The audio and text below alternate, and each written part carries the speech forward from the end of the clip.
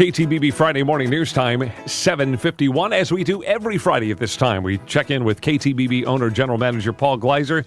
It's the only space and time we give him all week. 5 minutes. 5 minutes here, more than I get at home.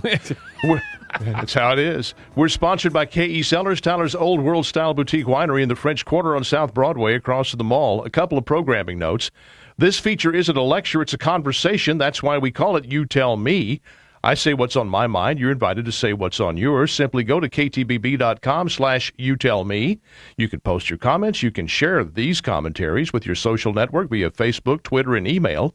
You can share via the embedded YouTube video. This is an interactive feature. And the more you interact, the better the conversation. All of these options are easily accessed at ktbb.com/youtellme. A Reuters-Ipsos poll just released reveals that an overwhelming 67% of Americans believe that President Obama hasn't devoted enough of his time to creating jobs. Look at the numbers and you can understand why. The most recent report from the Bureau of Labor Statistics puts the unemployment rate at 9.5%, down from 9.7%. But that slight decline in unemployment is misleading. The reason the rate came down is because a large number of workers have been unemployed for so long that they are no longer counted as being in the labor force.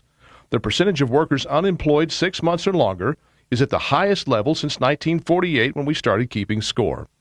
The real unemployment rate, which counts workers who've been unemployed so long that they've quit looking, and workers who are working part-time but need full-time work, is closer to 17%. 1 of every 2 households in the U.S. is said to be employment sensitive, meaning that the household is either living with an unemployed worker in the house or has reason to fear that unemployment is imminent. Thus, when asked by pollsters, 2 out of 3 respondents say that President Obama isn't devoting enough of his energy to creating jobs. But I think the poll is wrong. President Obama's failure arises not from doing too little, but from doing too much. It is Obama's over-intervention in the economy that lies at the root of much of the problem. Don't push a huge health care mandate on employers, Mr. President, and business owners won't be frightened of the future costs attendant to having employees, and therefore might be less reticent to hire some. Don't raise the tax rates on investment in capital, Mr. President, and the investment that will be necessary to bring about employment growth might happen more quickly. Promise to get out of the auto and banking businesses as quickly as possible and vow never to go into private business again. And above all, stop borrowing and spending money, Mr. President. You're scaring us all to death.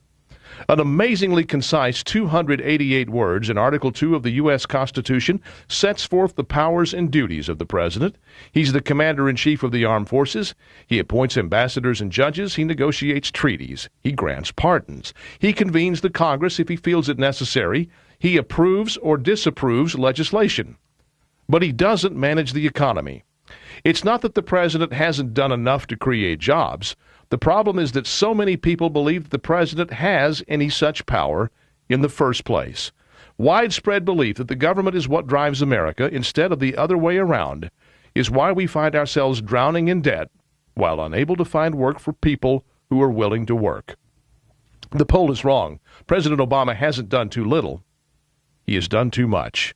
That's my word. What's yours? Go to ktbb.com/youtellme, and you tell me. Now that it's over, I'm going to confess to having had an affair.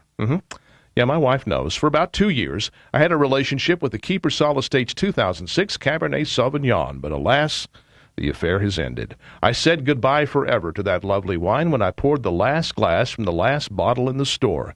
I will remember the affair fondly.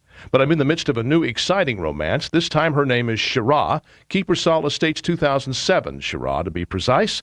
She's a bold, flavorful red that socializes well, or keeps one company in the quiet of an evening alone. The Shiraz grape is the most popular wine grape in Australia, and the Keepersall Estates Shiraz is particularly good with food cooked out on the grill. You can be a part of this romance yourself. Visit K.E. Cellars today after work and ask to try the Keepersall Estates 2007 Shiraz. You can do that because K.E. Cellars is a working winery with a tasting room. Try any wine in the collection before you buy it. You simply cannot make a mistake. K.E. Cellars, Tyler's Old World Style Boutique Winery in the French Quarter on South Broadway across from the mall, and online at kesellars.com.